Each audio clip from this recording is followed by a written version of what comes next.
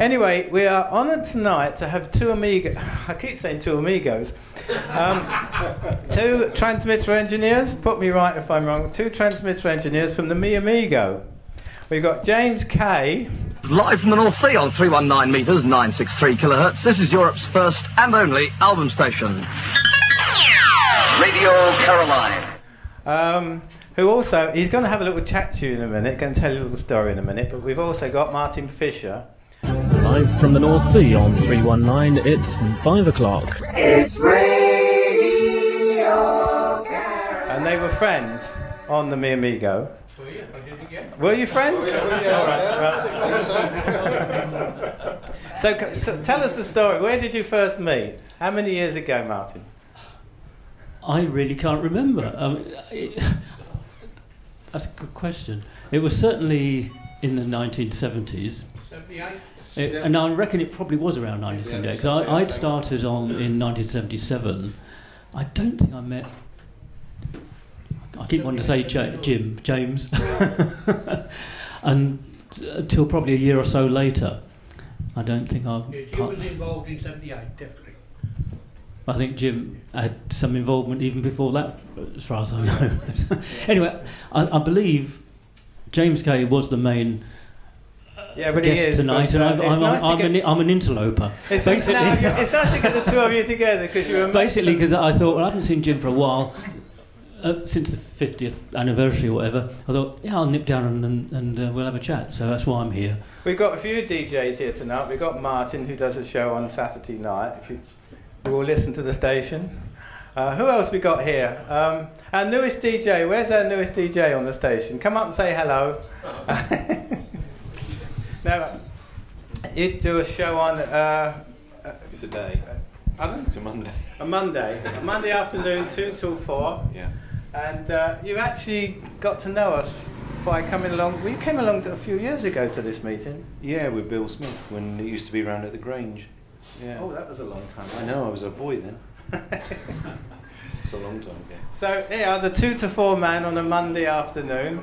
Now we come to our special guest tonight, who's come up from a long way off, down in the New Forest. You've got a little story to tell us tonight, haven't you, about your days on the Mi Amigo. How did you get involved first, and what went on from there?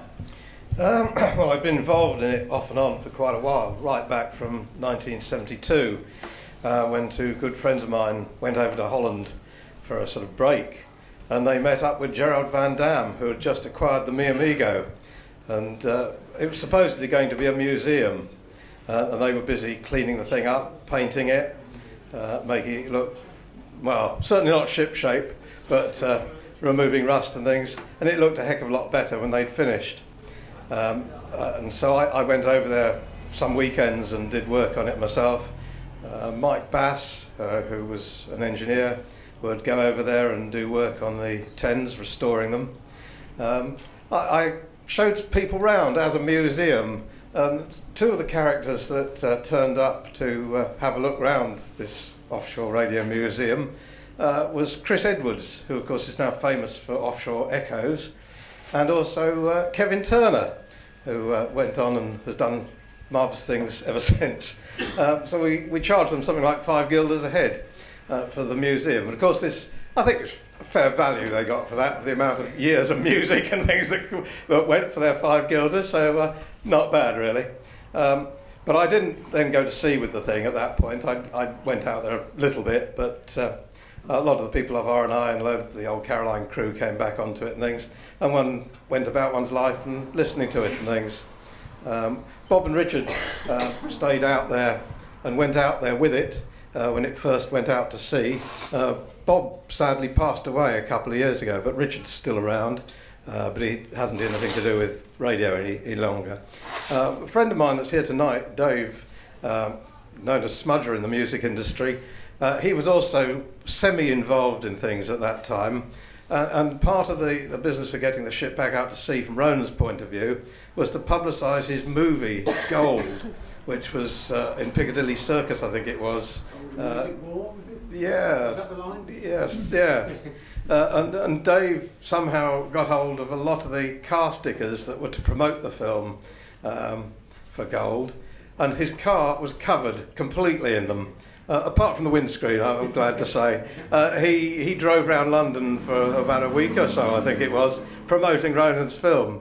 So, so amazing how things turn out. But I went back out again in about late 77, 78. I think Peter needed a break, and a guy called Tony, who now runs Radio Jackie, was an engineer out there, and he'd been going out there for quite a long time. And he needed a break as well. So they said, well, do you fancy a holiday? Some holiday. So I hadn't seen it for a long while, so I thought, I'll go out there and look after it for a few weeks. Well, it turned into a few months at sea before I even came off. And as I was coming off, things got rather grim out there. It had been really good fun. We had been having quite a ball out there. There was lots of good food, there was alcohol and things in moderation. But then one of the generators failed. One of the big man generators that allowed the thing to run at 50 kilowatts failed. And a few weeks after I'd gone off, the other one sadly failed. And as you all know, that was the end of that. But worse had happened while this had occurred. The Belgian crew that ran the Mi Amigo station and provided food and things out there were arrested in Belgium. There was a sudden blitz on them, so that things really, a sudden change. The whole organisation had fallen apart. The ship was off the air. So I got roped in along with some others to help provide provisions to it. And it was fortunate that Albert and Georgina ran tenders out of Brightlingsea, and they were instrumental in helping getting supplies out there, getting food out there. And it was a hard winter for the guys that stayed on there. The food supplies ran out because you could never tell what the weather was going to do. There wasn't much money about. There was enough to run a tender and to fill it up with food, but there wasn't enough to sort of really fill it up, and there was precious little fuel around. There was a small generator on there that ran for a little while, but that failed as well, so it really was a bad time.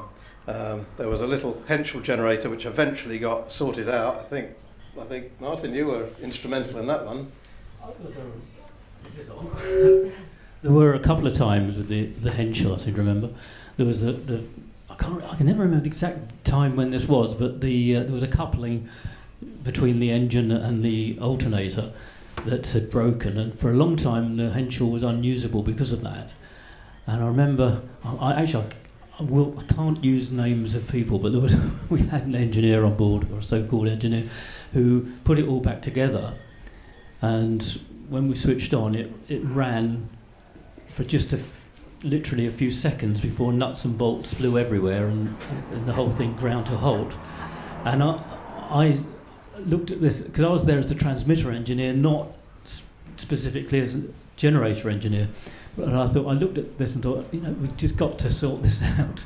And I think Johnny was there at the time, and I said to Johnny, look, you and me, tomorrow morning, when everyone's still snoozing, we'll go down there and fix it.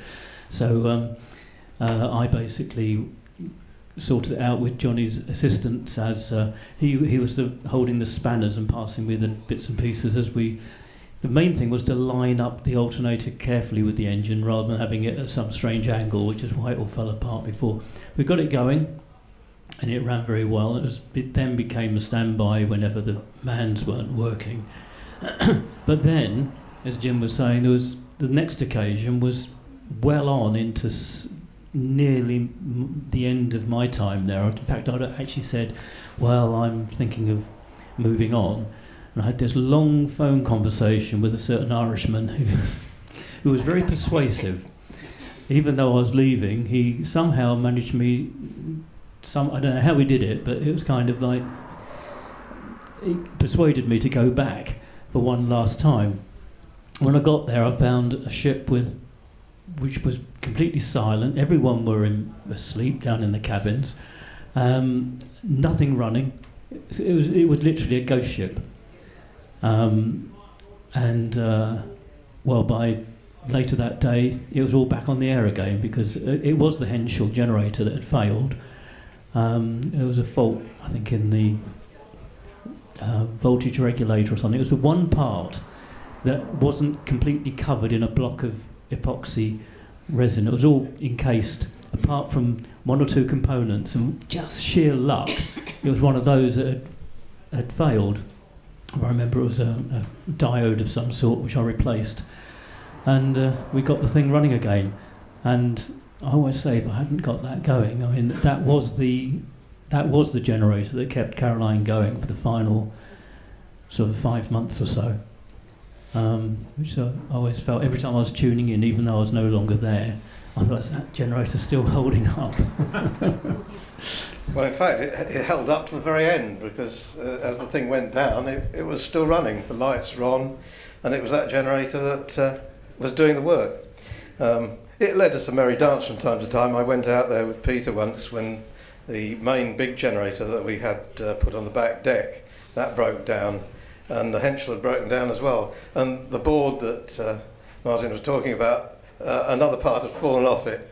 And Peter had taken one look at it and said, well, that's junk, can't do anything with that. And he was looking at the Cummins generator on the back deck.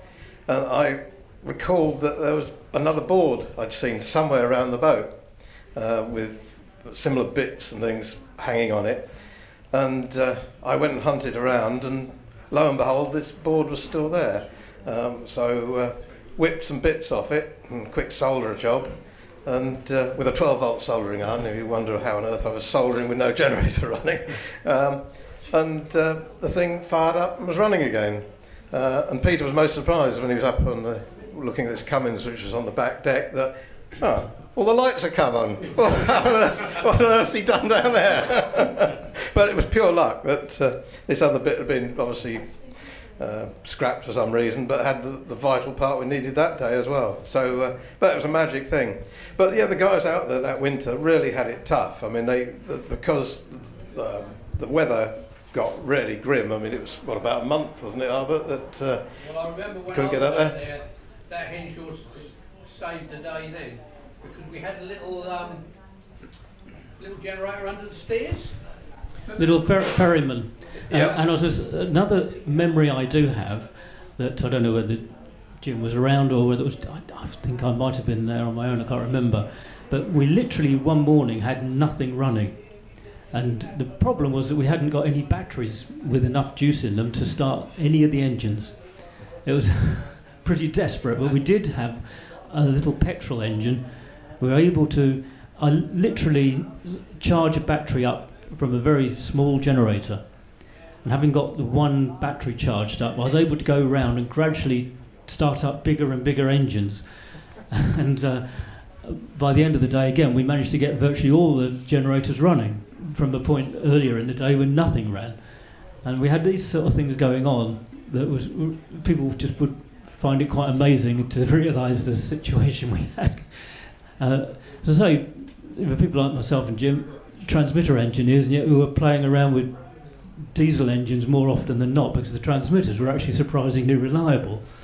It was the engines that gave us the bigger problems. Well, I think we also got involved in cooking for some reason. Well, we didn't kill anybody, so... well, no. The Dutch are still very concerned as to what goes into a shepherd's pie. They said, well, what is a shepherd? So somebody else explained what a shepherd was, and they weren't very quiet indeed. I well remember the Dutch notoriously just didn't seem to have any cooking skills at all. It was the English guys who had at least some idea. I was the one that didn't even understand that you had to somehow get the egg out of its shell. That's right. I can't remember who it was, but there was somebody with a frying pan and there was an egg in it. And he was in trouble because this egg was not going to disappear, and he'd seen us do it a million times. Yeah. Absolutely amazing. We did take pity on him.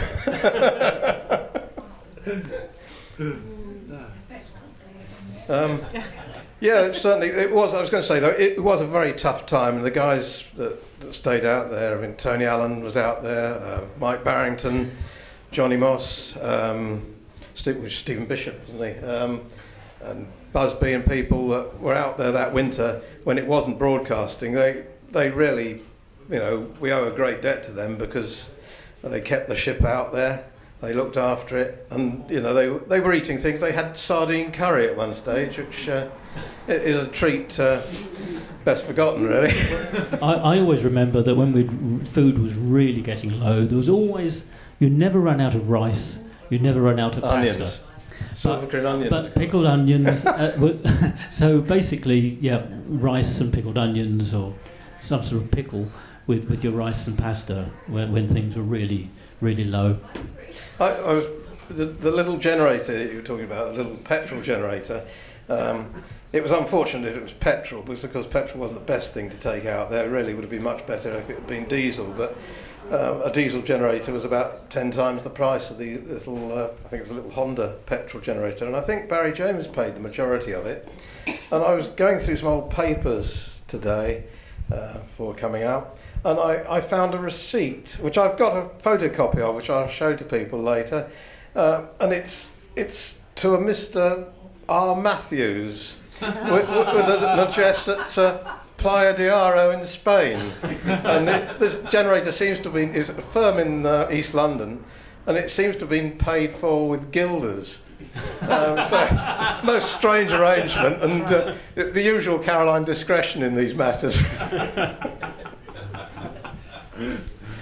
I do remember the was a Honda generator. Yeah. And as you say, petrol was not the best thing on a ship, so we had to keep it out on deck. We were always very careful because I think petrol inside could have been quite a lethal situation on a ship. But when it all recovered and they got the big generator on the back deck, and some income and things and supplies and things from Holland some of the time, although I think you were still doing most of 79 and things, you were still doing bits and pieces, Albert. Yeah, so, but things were a lot better then again, and it was quite fun out there. I've got some photos that I can show people. If people want to come and see me, I'll show some albums. And one of the things that used to happen when there'd been plenty of food on board, you got things like flour that would get weevils in and things because it'd been out there so long and nobody'd used it. And you'd get potatoes that had got sort of grubs and things in because again they'd been sitting there. When things were good, you'd got huge sacks of these things, and hot weather and things, they'd be a bit grotty. So, of course, what do you do with this lot? Well, the lads out there ever ready for a laugh. At the time, we had a rubber boat that you could go out for a little trip around the boat with. Well, of course, you couldn't go out there without taking something with you, perhaps a few potatoes or something like that to perhaps to refresh yourself. But obviously, you certainly wouldn't want to eat them, so the sport was that you then slung these at any unfortunate person that came out on deck at the time to see what was going on. And that was good sport. But of course, then there'd be retaliation, so people would go down to the food store and go, well, there's some cabbages, which are rather larger than potatoes, and they should have been thrown overboard as well, because they're a bit rancid. So this seems the best time to dispose of them. So of course these characters in the rubber boat were getting bombarded with cabbages, which they weren't expecting that one. But other times, Case Borrell I've got some photographs of, and Tom Hardy, who went out in the rubber boat, and there was obviously a lot of this flour with weevils because they got absolutely coated in the stuff.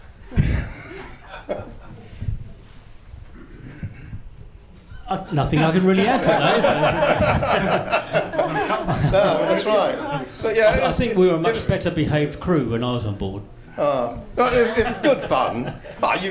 Some of the things must have been going on when you were there. I mean, I can remember people used to get. There was sport to try and put people off when they're on air. I think these bags of flour sometimes came through the hatch. Followed by fish, I seem to remember. It was sort of fish and chips, but not that you'd want to eat them. They'd call it deconstructed fish and chips. Yeah, that's right. But very few people actually, you wouldn't have known it too much on air, I don't think. Roughly how old was everybody at the time then? I mean, all early 20s, mid-20s? People like... we were probably old. Yeah, 27. I think a lot of the younger DJs who came out to the ship tended to be straight from school, sort of 18 or so. Yeah, Busby. Whereas myself, and Jim with a little bit of industrial experience previously, were just a handful of years older, but not that much older really. We were still in our sort of young 20s. Yeah. And then you had people like Chicago. I think Chicago and Tony Allen were probably about nearer the senior people we had. Yeah, they was, I think. Stevie Gordon, he was perhaps a year on or something like that. So it was a sort of mix, really, of all age groups that were around there. And as the tender skippers, or some of those were quite, I don't know, what age were some of those skippers?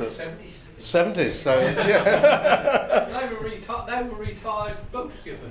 Yep. You know, Frank was a retired coaster skipper. Yep. And I always remember Red, when he got bored and going out to the Ross Revenge, he turned around and said, "I've got all the paperwork, I can go where I like." Yeah, Frank was a lovely gentleman, wasn't he? Yes, he was, yeah. Yeah. He'd be lovely. Yeah, he'd come on board and have a look round and give us advice on things. Yeah. He because his knowledge as a seaman, he could advise us on things that we weren't really sure about. Ed and I were transmitter engineers, and chief cook and bottle washers, I think it turned out. And I always remember the food when I was out there. Tony Allen, they'd got loads of steak and kidney pies. He's got around steak and kidney pies, and he was doing them, so we had half of one each, because there was nothing else on board apart from steak, kidney pies, potatoes, and a bit of veg. So that was fine. And I had lived on that for about 7 days on the Ross. When I got home, Wasn't the Ross? no, me and me go. When I got home, Georgina said, "I've got a surprise for you tonight. You don't want them famous steak and kidney pies that you like. I've got them with chips." the food situation was quite interesting. We used to, with fun enough, the gentleman Bob that I mentioned earlier, he ran a restaurant at the time, and this was 78 when it was off air, and he very kindly used his cards for the restaurant to help us get supplies. So we'd go to cash and carries and things, and we'd try and eke out the money as far as it would go. And some things we bought that were really standby emergency rations. One of them was a spam can of sort of spam, which, spam is not my favourite, maybe somebody's, but it was very cheap, and just as well. But Tony Allen wasn't impressed with this stuff. He really wanted a side of beef or something, but there just wasn't the money, sadly. But we went out there one time, taking stuff out, and Tony Allen had made this amazing pie that really was beautifully made. The pastry, it looked like the top sort of chef's pastry. And he said, "Well, you've got to have some of this before you go. You've definitely got to have some of this pie." Well, actually, it wasn't bad, but spam pie wasn't quite what you're expecting. But yeah, from being a transmitter engineer, I'd had to sort of help organise bits and pieces and go and buy hurricane lamps and Tilly lamps and all sorts of bits and pieces, which is certainly not what I'd signed up for, especially as this had meant to be a sort of perhaps a month's holiday initially, but you couldn't really leave them at that point because they needed all the help they could get.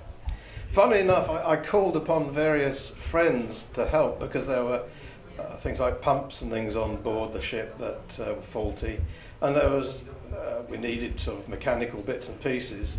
So I sort of called upon people I knew that might be able to help do a bit of mechanical work. And one of the people I called upon happened to be Peter Moore, and I took him a little Villiers pump which he kindly restored, and he also got various other mechanical bits and pieces sorted for us. He didn't come out to the ship, but he did do it on land and helped, and that was a start. I think I made the right move with Peter Moore. We went on, we invaded his house, and so that people going out to the ship would all amass at his house, and his living room would be stacked full of food and supplies going out to the boat. and they'd be there. Of course, if the weather had blown up, they might be there for 2 or 3 days. So, yeah, owe him a great deal of thanks, even from way back then in sort of 78, 79. So, amazingly small world and how it goes round and round. It certainly is a small world, because I remember back then, and it was quite amazing. I thought all those years later, and just thought Peter Moore. Ah, yes, that's the man I remember from living on his lounge, probably on the floor. When I used to go to visit Jim all those years ago. So yeah, we know he's gone on to. Obviously, he couldn't get enough of it. Well, thank you very much for that. Interesting story. It was must have been awful for that 6 months that the ship was off the air. But I've had a few people have actually asked me. Do you want a question? Yes. Yes. Come up and ask a question. So, any more questions? You guys talking, I find quite interesting because I went to one of the radio days in Holland when Peter Chicago was saying how bad it was in the last few years, and he said you owe a lot to the people that were on the ship because we went through a lot to keep broadcasting, and he was on about how the sea would quite often come in and be in the record library. But listening to you guys tonight, I mean, can you document this? Can you write this down? Because it's got to be remembered, hasn't it? Really.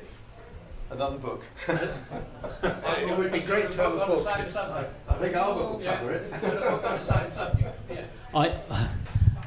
it. I'm best not say this in case people hold me to it, but I did start a couple of years ago to write a book, but I got to about page 10 and various personal things got in the way and the writing stopped. But it's one of those projects that may see the light of day in years to come. And we look forward to the book then. I've got a piece here to show you. This was the pump that was smashed up by the Dutch on the Ross Revenge. And there's a picture that Albert's brought along tonight that he took of it when he took it off his ship. But we're going to put it in a little glass-fronted cabinet and perhaps put it up on display on the ship somewhere. I think you've got a part from it, Alan, haven't you? I've got all the pistons from the same jet, because we scrapped that generator a couple of years ago when the money that we raised here, those of you who've been around, those of you who've been coming to the meetings for a couple of years, when about 2 or 3 years ago we'd raised enough money, we bought a new generator for the ship. Well, the new generator we put on board actually replaced the remains of a generator that came off, and when we stripped the generator down, we kept the spare parts because there's an identical machine still on board.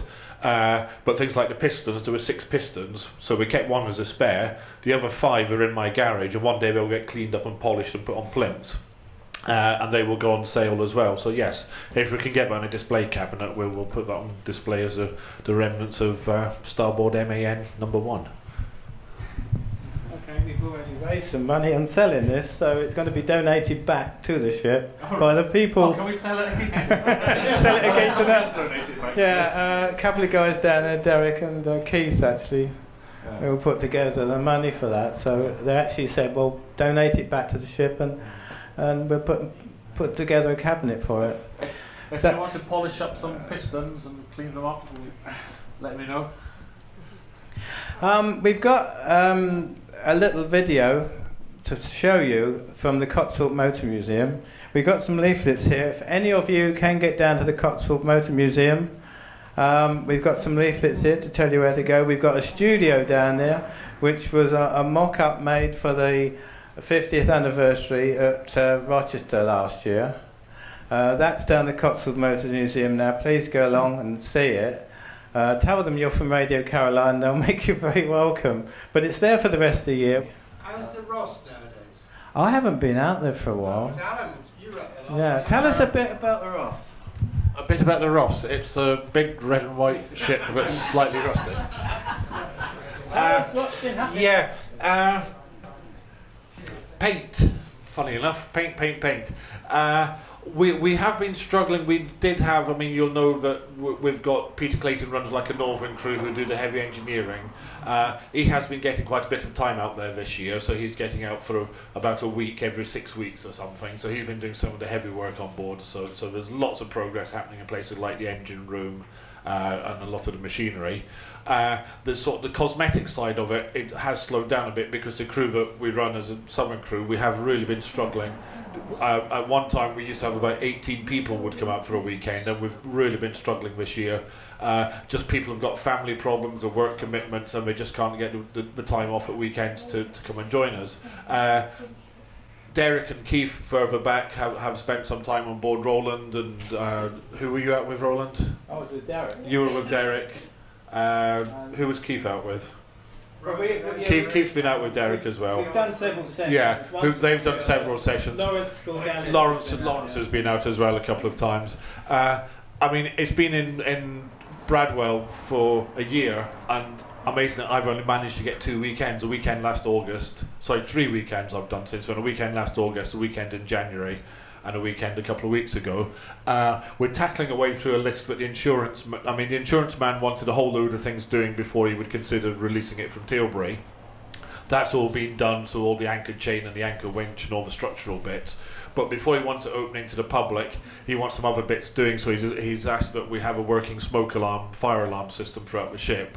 We do have sirens and buttons, but at the moment we're having now to fit smoke detectors everywhere, which if you've seen how smoky some of the generators are, and if you know what the galley's like when you're having a good fry-up, the smoke detectors are going to be going off more often than you would expect. So I've been doing some work on that. We've got a couple of new people sort of in the Essex area who've joined us. A guy called Mike Webb came along about 6 months ago, so he's done a couple of weekends with me on board. He's been doing some of the outside painting and just de-rusting and things on the outside.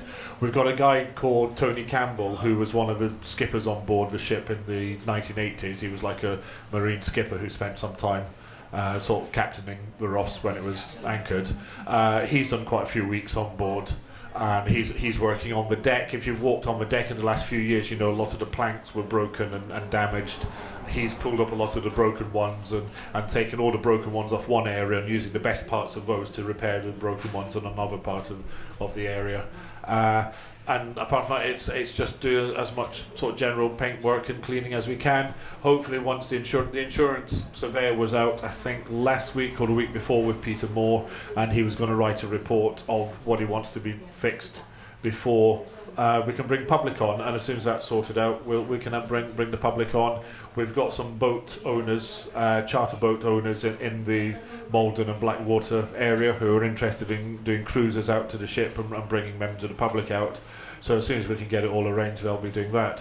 One of the other things we've been working on in the background is we were donated some funds to buy a lifeboat, because we need a decent lifeboat and tender for the ship rather than going out in little inflatable rubber dinghies and silly little plastic sailing boats.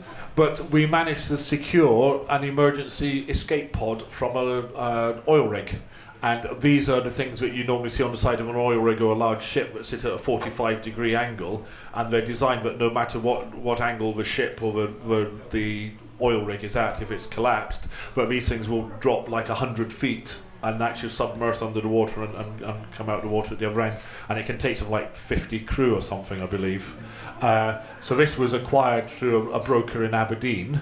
So I'm not quite sure how Caroline managed to organise it, but this life pod was moved from Aberdeen and is now sitting in a shed on Burnham-on-Crouch on the Essex coast. And even when the crew haven't been out on the Ross Revenge at weekends, we've had a lot of crew in this shed with welding torches and angle grinders and paint brushes and everything else. And we're converting this thing, because obviously we don't need it to be submersible, and the seats, it wasn't designed to be comfortable because it was an emergency evacuation pod, so we're putting some better seats into it, putting some windows into it, it's got some daylight and things, and that will then become a crew tender, so we don't have to rely on the local fishermen to run us out. And the problem with the fishermen is they go out fishing during the day, and then they don't come back until the high tide, that might be 9 o'clock at night. They've got to unload the fish, and then 10 o'clock at night or 11 o'clock at night when they're ready to take a couple of crew out to the ship, and then they want to come back on the high tide 3 days later, which is 4:30 in the morning or something, I think, Roland. And funnily enough, that doesn't go down very well with the crew when they have to get to about 4:30 in the morning in January when it's -6 or something, was it? And then stand on an open top fishing boat in your pyjamas at that time in the morning, wait to get back on land. So and because the fishing boats are quite low freeboard on them, so you do tend to get wet, and you end up getting out there with wet sleeping bags and soggy loaves of bread and all that kind of stuff. So once we've got our own boat and tender sorted out, then it will make getting to the ship a lot easier for people.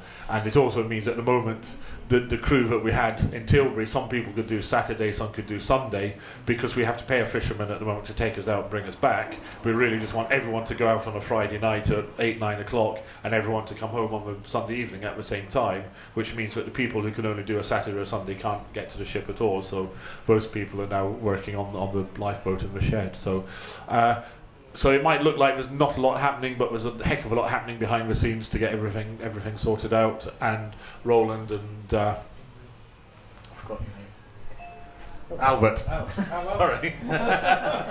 Mental block. Were telling me something tonight that there might be exciting things coming up next year for the ship, where it is at the moment. So yeah, there's plenty happening and things. So yeah, thank you for all your support as always. Your money and your contributions, your donations and your support are always very welcome.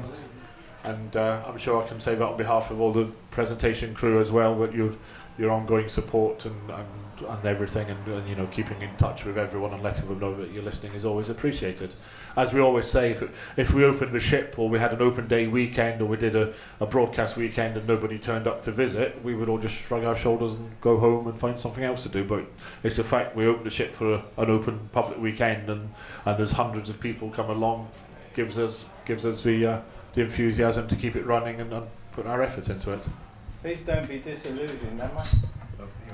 Don't be disillusioned. There is a lot being done. I know it doesn't seem that way, but there's a lot of work to be done, and a lot is being done. Yeah. And once it's done, then obviously tours will be arranged. Yes. But it just takes time, and for all volunteers, some people get a bit fed up and think nothing's happening, but it is happening. Yeah, and unfortunately, I mean, the internet is a great way of letting people know what's happening, but it's also a great way for saboteurs to throw their spanner in the works and stick their oar in where it's not required and start spreading malicious rumours, or to go around backstabbing people, or go around criticising and saying things that are happening that aren't happening. So unless you read about it on an official Caroline site, or it comes from a source that's officially linked with the station, ignore what you see on the internet. It's just depressing. It's probably more comfortable on that ship now than it's ever been. Yeah. Yeah, I mean, I sleep on board, and I can't sleep anywhere. But yeah, I mean, Martin and James here were just telling you about generator problems, 30 years ago, and the ship's always plagued with generator problems, because the generators that go on are more or less always second-hand. They get run forever and ever and ever. There's never enough oil to do a proper oil change. They're supposed to have an oil change every 200 hours. It might run for 1,000 hours without an oil change. And when it does get an oil change, it's the wrong grade of oil or whatever's available. So the generators do have a hard life. But at the moment, we've got 2 very, very good generators on board, which have been well maintained. And you could literally, the ship could have been sitting for 2 months. You just push the button, and it's just like getting to your car in the morning. It just starts instantly. All the lights come on. Heating comes on, and off you go, kind of thing. Yeah, and then I go and push the wrong button and turn all the alarms on, but never mind. And then Roland sets the fire alarm off, yeah. Anyway, going to thank these 2 gentlemen to come in. Thank you for coming up. You're always welcome to come back. We have meetings 4 times a year, so for all the new faces here, 4 times a year we have a meeting here. You're all welcome to come along. We try to do it to raise money. We did buy the generator, the big new generator for the ship, so a lot of the money's gone to We've bought a lot of generator, a lot of power tools, angle grinders, welding equipment. Paint. Lots of paint. I don't know how many thousands of pounds worth of receipts I've got for paint at home. Paint brushes, and just trivial things like light bulbs. One of the things we're doing at the moment is the ship has an emergency lighting system, so if a generator does fail, we have a load of battery-backed lights that come from a central battery bank, so the whole ship is actually lit even without a generator on. Last year we put some solar panels and wind generator on there, so the ship can actually stay lit on its own without a generator running, because parts of the ship that are below seawater are obviously pitch black without power because there are no portholes. But with the solar panels and the wind generator, you can actually have the emergency lights on all day long, without having to have a generator on. So you only need, so some of the crew who are out there, like Tony Campbell, puts the generator on for like 2 hours in the evening just to cook a meal and boil a kettle and have a shower, and the rest of the time the ship's internal battery lighting can run off a solar panel. So there's lots of things like that, and that saves, you know, a gallon an hour of diesel at £6 an hour. If you're saving 20 hours, that's £120 a day you're saving in diesel by not running a generator. So there's all these little things that sound silly, but they're happening in the background. And I'm sure you guys would have loved to have had some internal lighting that ran off solar panels and batteries 40 years ago. It would have made your life a lot easier when you were trying to find bits to repair a generator with, rather than going around by candlelight or oil light. Okay then, thank you very much. I'm going to sell some raffle tickets now, so look out for me coming round. Any money we raise obviously goes towards our cause, so thank you for coming. Thank you for